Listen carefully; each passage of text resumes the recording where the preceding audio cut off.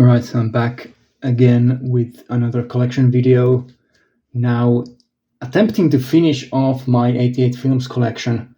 Last time I went through almost all of the ones from the collection that I've watched, but I ran out of room on screen, so I have a couple more Hong Kong movies here that I've already watched before going to the backlog. So, first up, we have Jackie Chan and Armor of God, which is a Jackie Chan movie that's kind of like a Indiana Jones style thing. This is the only Jackie Chan movie I think I have. Oh, I have one another. So two Jackie Chan movies I only have from the 88 films collection. They've released a lot of them.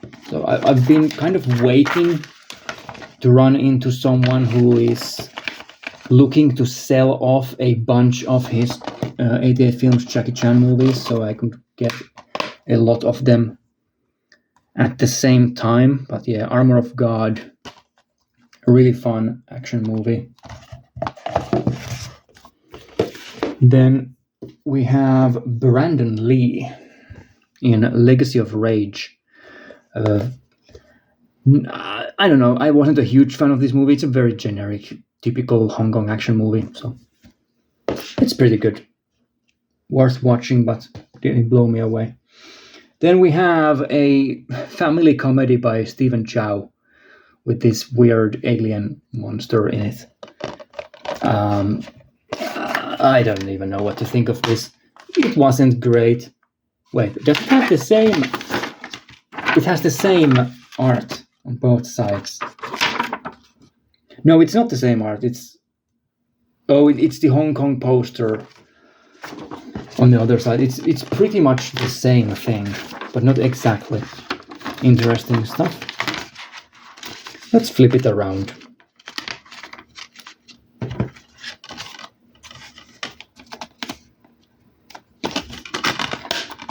There you go. Such a dumb movie. I don't even want to say anything more about it. I don't understand how they thought that this was going to be some big hit movie with children. It's not that great. And yeah, let's move on. Two brand new ones. I just got these in the mail. So we have Love Unto Waste and Rouge by Stanley Kwan. I already watched both of these, and I thought that they were exceptionally well made. I don't think I've ever seen anything by this director before, so I'm really looking forward to more of his movies being released. Which, I mean, Center Stage has already been announced. I don't remember if there has been other ones, but yeah, the first one doesn't have a booklet or anything in it. I thought that was quite strange, but the first one has Tony, what is his last name? Tony Leung in it, known better from In the Mood for Love as this son of a rice dealer, and there's all kinds of family drama. There's a murder in the movie. I thought the movie was at times all over the place, but it was still very interesting and enjoyable. Very stylish movie. But then this one, Rouge, this one just blew me away. Such a fantastic movie.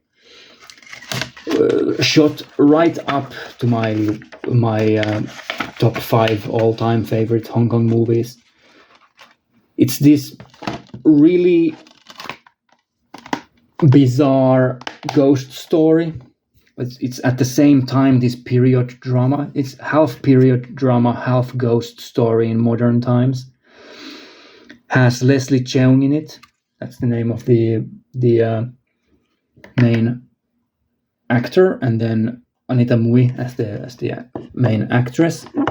And well, it doesn't surprise me that at the Hong Kong Film Awards, this one, when it was released, this won Best Film, Best Director, Best Actress, Best Script, Best Music, and Best Song. I think all of those awards went to this movie, and yeah, I mean, it deserves all of it. At times it reminds me of In the Mood for Love, just from the vibes that you get from it, the way that the characters look at each other. This was released long before that one. This is from 1987, so maybe Wong Kar-wai took some inspiration from this one. I don't know. Wouldn't be surprised. It's a great one. Then I have 3 of the Inspector Wears Skirts movies here. So these are basically Hong Kong spoofs of the Police Academy series, the American comedy series.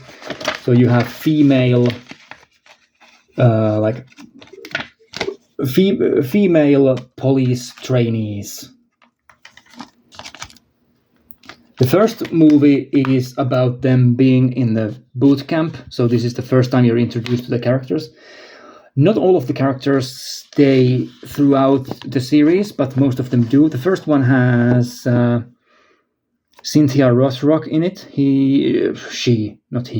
She's not in the other ones. I don't remember at least her being there.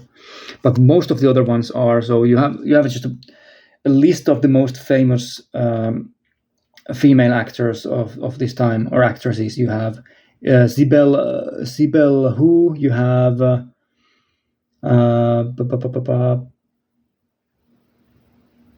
what is that? Sandra Nang. I don't know. How do you pronounce the last name? That's just NG. I don't remember, but yeah. Just if you watch Hong Kong movies, you will recognize most of these faces. They are very, very famous. I like the first one a lot. The second one, well, it has lots of breasts in it, so that's good. But as a movie, I don't think it was that great. It's another boot camp style thing, but this time there are female and male police trainees. And they are kind of competing against one another. So it's a very, this is one of the most blatantly sexist movies I've seen in a long time.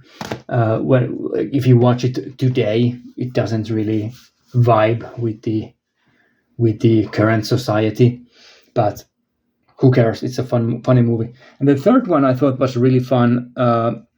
It's called Raid on Royal Casino Marine. Wait, did I forget? I forgot to flip this one. I always forget to flip these freaking covers.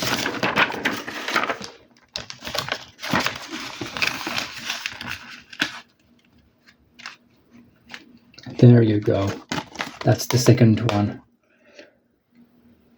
That's 1980s in a nutshell. Just one image. If you had to show me one image, if you asked me to show one image, like what was 80s, I'll show this one. That's the 80s right there. This movie is from 1989. It's pretty late 1980s movie. So yeah, this one. Raid on Royal Casino Marine. This time the women aren't at the boot camp anymore. Now they know what they're doing, so they go to this casino boat and they are on a mission. And it doesn't really work out as well as you would hope for, but they pull it off in the end, I guess. Very funny movie. Great cast of characters again. And now we get to the backlog. And let's start the backlog off with Inspector Wears Skirts 4. Still sealed. Haven't opened it, haven't watched it. So there you go. And let's put the Asian stuff to the side for a while. Let's do the big boxes next, so I get some extra room here on the table. So first off, I have the box set for Anaconda, the Anaconda collection. This is the original one with the booklets and stuff. Now, I've seen this one, the first movie. It's the one with Ice Cube in it and Jennifer Lopez. Man, sometimes when I look at the stuff that I buy, I wonder why I even bought it. I hate this movie. I think it's awful. It's really bad. It's one of the worst movies I've probably ever seen. But I like the idea of having all of these shitty movies in this one just big, nice looking, high quality box set. Like this high quality box is completely wasted on these garbage movies, but I kind of like the idea of having it in the collection, right? Then I have this big box. I already unsealed it because I wanted to look at some of the covers. So this is the Flesh and Blood Show, the horror films of Pete Walker, and it has some very recognizable titles in it. Please come out of the box. It won't. Oh, let's do it like this. So first off, there is Die Screaming Marianne. This one. So these are very famous, notorious British horror movies from the 1970s. Just a bunch of them here. I'll show a couple of the covers. This is the Flood and Blood, the Flesh and Blood Show. I don't think I've seen any of his movies. House of Whipcord. I don't think I've seen any of his movies, but I'm very intrigued by them. Frightmare, just because of the name value of Pete Walker. So yeah, just a bunch of his movies in this really nice big box.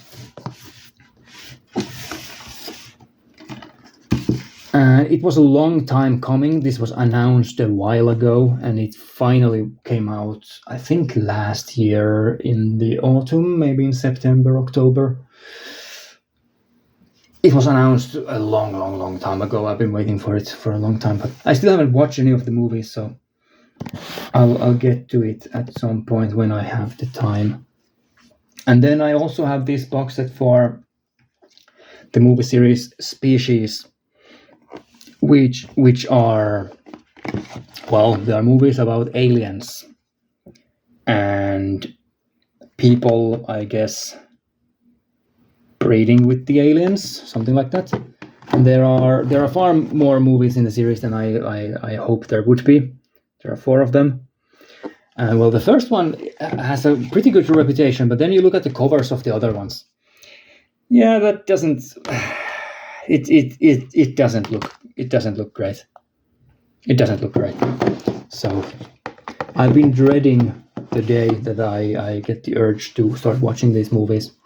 But well, I have it here. So at some point I'll probably start watching them. There we go. That's one stack completed. Then there is a lot of other stuff. Let's start from here. I'll go through this very quickly. We have Franco Nero and Street Law. This is from the Italian collection by Enzo Castellari. Very good name value for the movie. Then I have Emmanuel and the Last Cannibals, which is a cannibal movie. Has some nudity in it. Cool. Then we have, let's stick these to the side. Actually, let's continue with the Italian stuff. There is Brothers Till We Die. I think this is by Umberto Lenzi. Yeah. Action movie by Umberto Lenzi. Then we have Anthropophagos, which is a cannibal movie. There is the other cover for it. Good stuff. Then we have another Umberto Lenzi movie, Orgasmo, which I think is a giallo murder mystery movie. Yep. Then we have, we have Piranha 2, The Spawning. And this is by Joe Dante, isn't it? Yeah. No, Joe Dante did the original. Oh, this is by the guy who directed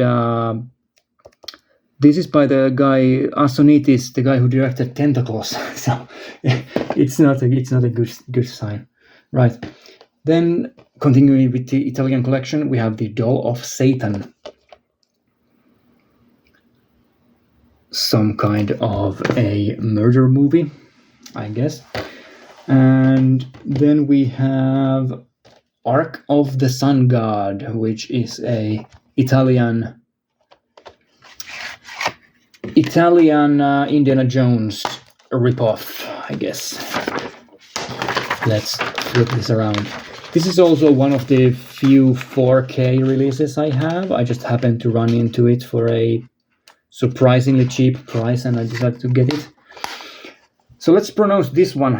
Oh my god. I sopravvissuti della città morta. That's it. There you go.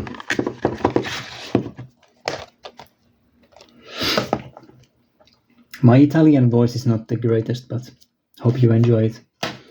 Then we have Absurd by Joe D'Amato. I think this has a booklet. Yeah, it has a booklet. There are many releases for Absurd. There's also a new 4K release for it, but I don't really need a 4K release for this. I think it's great that these companies are doing so many 4K upgrades, because people are selling off their original Blu-rays for much cheaper now, and I can get them for a good price, so thanks for that.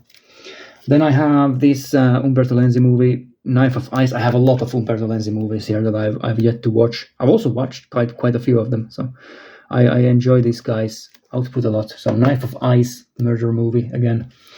Then we have So Sweet, So Perverse, which is a again Umberto Lenzi movie.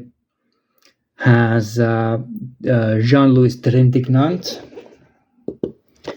the actor in it, which is always a plus in my books.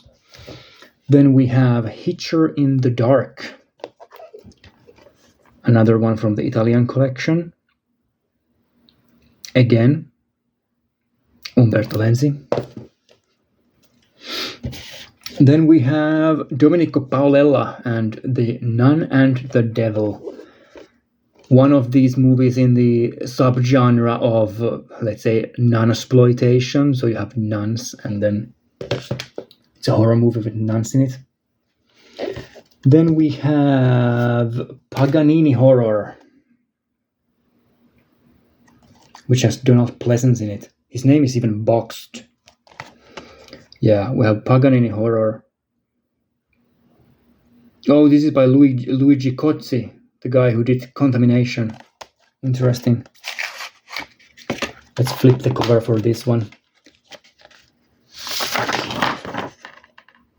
Well, actually let's not, because it's the same cover but without the Italian collection logo.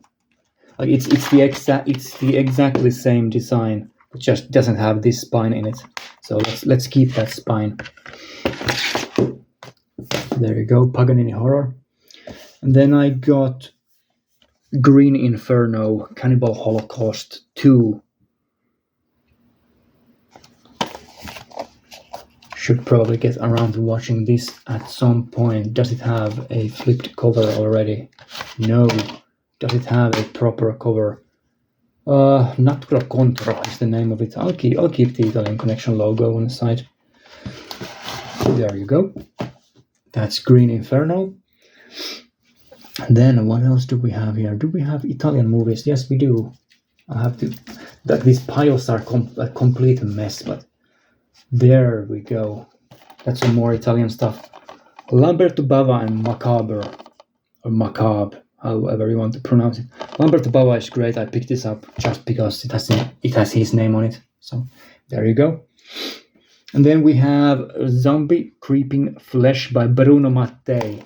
I don't think I've seen anything by Bruno Mattei because I'm afraid of him and his movies. They're notorious for not necessarily always the best reasons, but yeah, I'll have to watch it at some point. Oh, that's an Italian one as well. Let's pick that one up next. Pupi Avati, All Diseased Except the Dead. A zombie movie of some kinds, I guess, from the name. Don't know much about it. Got it for cheap. And I think that's the Italian stuff. Am I mistaken? Is there some more Italian stuff somewhere hiding? No, I don't think so. So then next up, let's do a couple of Claude Van Damme movies. So I got Legionnaire. This one I've heard a lot of bad things about, but we'll see. That's Legionnaire. And then I have this one. This cover is awful. Maximum Risk. Like this looks like a 1998 movie. When was this released? 1996, pretty close. Looks like a very cheaply made, like late 90s action thriller. What are the numbers in these ones, by the way? 945 out of 3,000. And this other one is 791 out of 3,000. So pretty good numbers. So that's Van Damme for you. Then I got this box set for the Hollow Man movies. So Hollow Man 1 and 2. I've seen the first one years and years and years ago on television. The only thing I remember about it is that it has Kevin Bacon in it and he's invisible. So that's that. These are by Paul Verhoeven. So always interested in seeing what he's up to. Then we got Curse 2, The Bite. Supposedly one of the most gruesome horror movies ever made. So looking forward to that. Oh, it's directed by Federico Prosperi. So that's probably an Italian guy. So more Italian stuff there. Then I have a couple of Chuck Norris movies. So there's Silent Rage. Don't know much about it. This is his first suspense film. Interesting. And then I got this. To be honest, this one I got only for the cover. I thought the cover was so ridiculous. I had to get it. So The Good Guys Wear Black, or Good Guys Wear Black, with a massive picture of Chuck Norris's face on it. Looks pretty interesting. So another action movie with Chuck Norris in it. Then we have Stone, which is a motorcycle gang movie.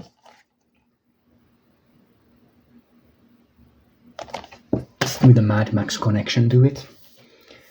And then a couple of... Let's do it like this. So there's some point to the order of things. Yeah, let's do it like this. So next up we have the last horror film. I don't know anything about this, but I picked it up. We also have Mosquito Squadron, which is a 1960s war movie. There is Loch Ness, which looks awful, but sometimes I pick up these movies just because they look like ridiculously bad. And these aren't very expensive either. 88 Films usually sells their like stuff like this. I think it's £15, so maybe 18 euros at launch.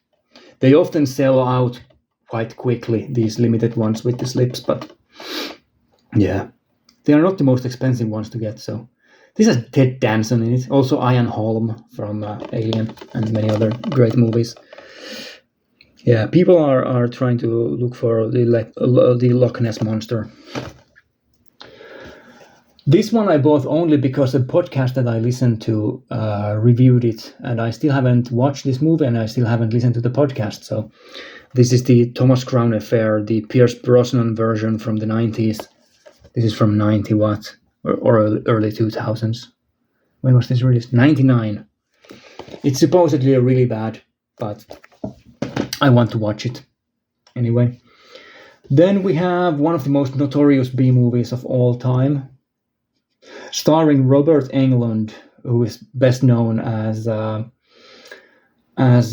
Freddy Krueger in Nightmare on Elm Street. Oh, it also has Sid Haig in it.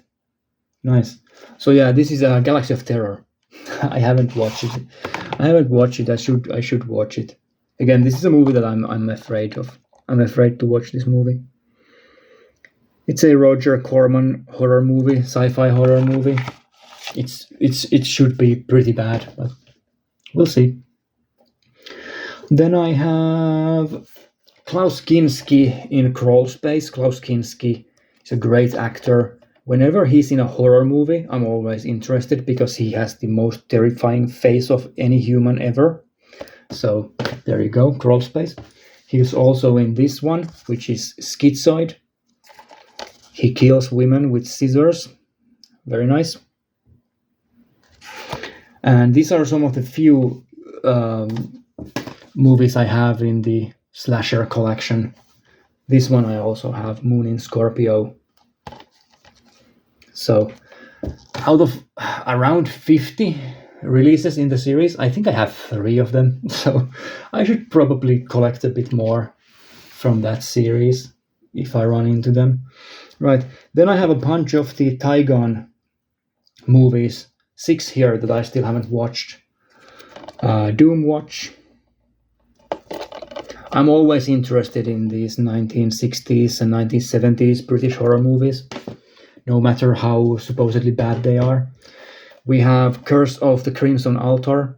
Looks exactly like this type of movie that I would enjoy watching. Some very interesting visuals there. We have The Blood on Satan's Claw, which is a folk horror movie, very well known amongst the horror movie circles. There's also, this is a brand new one, The Haunted House of Horror. I got this in the same package with the Stanley Kwan Hong Kong movies that I talked about in the last video. Haven't watched this one yet. And then we have The Blood Beast Terror, which has one of the greatest titles for a horror movie ever. Right. Oh, one more. This is Hanny Calder. It has Raquel Welch in it, so there's probably nudity in it. And it's a Western, so there you go. Right, and then I have one more stack here, and this is all Hong Kong and Japan. Now, I don't want to start a new video, so I'll just put them here. So this is the first part of the collection, the backlog. And I'll just put these extra stacks there in front of the other ones. Right. So first off, we have a bunch of movies in the Asia collection line. These are the early ones with these special spines. So we have Casino Tycoon. I wish I had the limited of this, but I don't. This is an Andy Lau movie. Should be pretty good. Then we have Human Lanterns. I thought I was buying the limited edition, but I accidentally bought the standard, so I'll probably upgrade it as this at some point. This is a Hong Kong horror movie. Human Lanterns, another great title for a movie. Then we have Hero, starring Yuan Biao. I'll go through this very quickly. Then we have the original The Brave Archer. I think there are 3 movies or maybe even 4 movies in this series. Looks very cheesy, but I've heard good things about it, so we'll see. Then there is The Bride from Hell.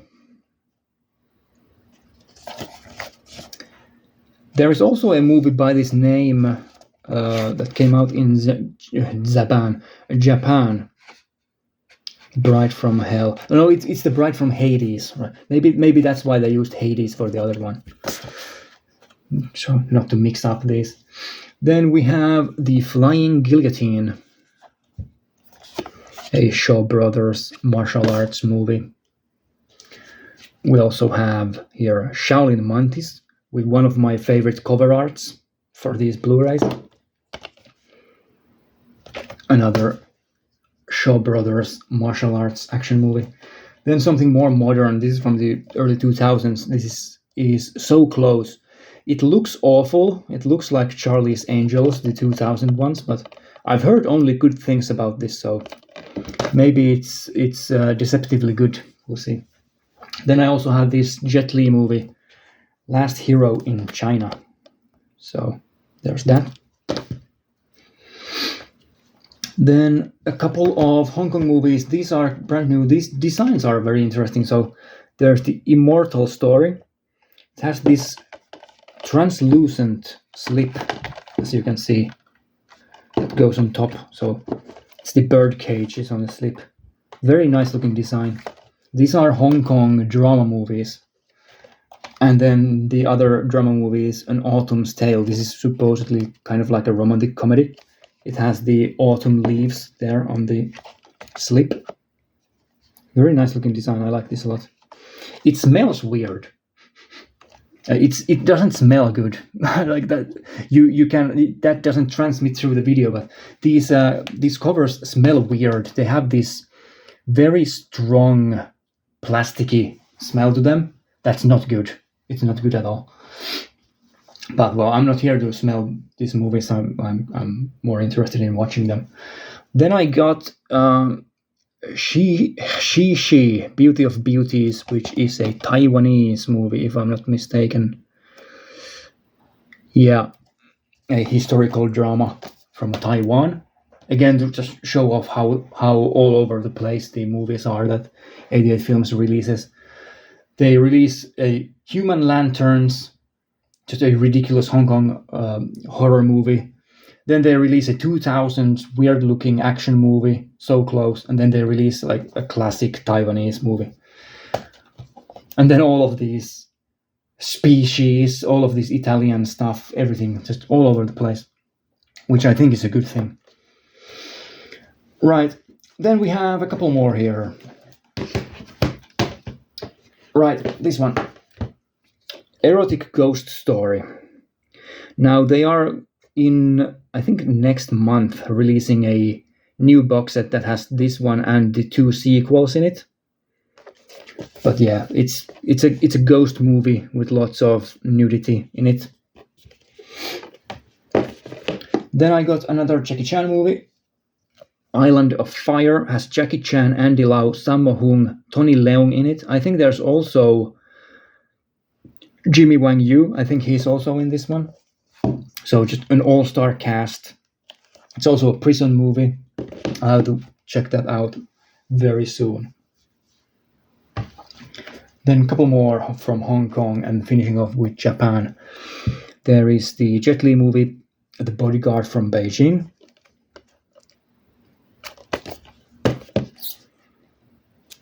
I watched a bunch of Jet Li movies last year. Most of them were released by Eureka Entertainment, so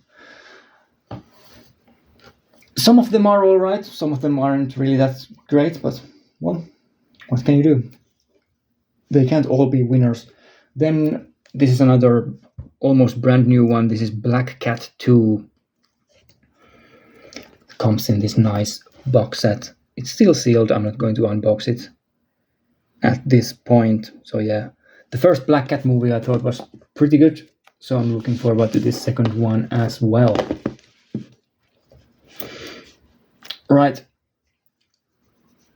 And then a couple of Japanese ones to finish off.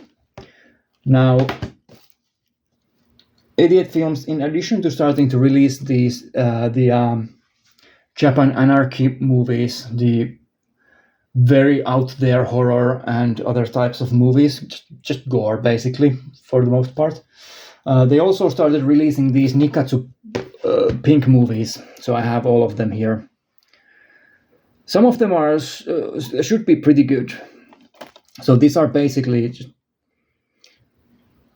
Japanese movies with lots of nudity and softcore porn in them. So Watcher in Attic. So Apartment Wife. The Affair in the Afternoon. This is a really early one, I think, from this genre. Then there is Woods Are Wet. And Blonde Animal. So there you go. And then finally I have the newest addition to the Japan Anarchy line, which is Teruo Ishii's Love and Crime. another very gruesome Teruoishi movie, anthology movie with lots of horror, gore, blood, torture, everything. I got number 20, so that's pretty good. Out of 4,000. Wow, that's a big run for a movie like this. So yeah, there you go. That is it. Let's put it like that. So that's my 88 films collection. Lots of stuff.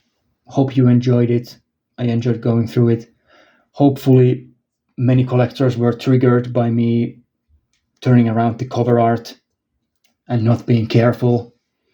I'm sure the sell value of many of these releases went down by dozens of euros. That's unfortunate. Right, so there we go. I'll be back again soon with some other stuff. I don't know yet what, but we'll see. Bye-bye.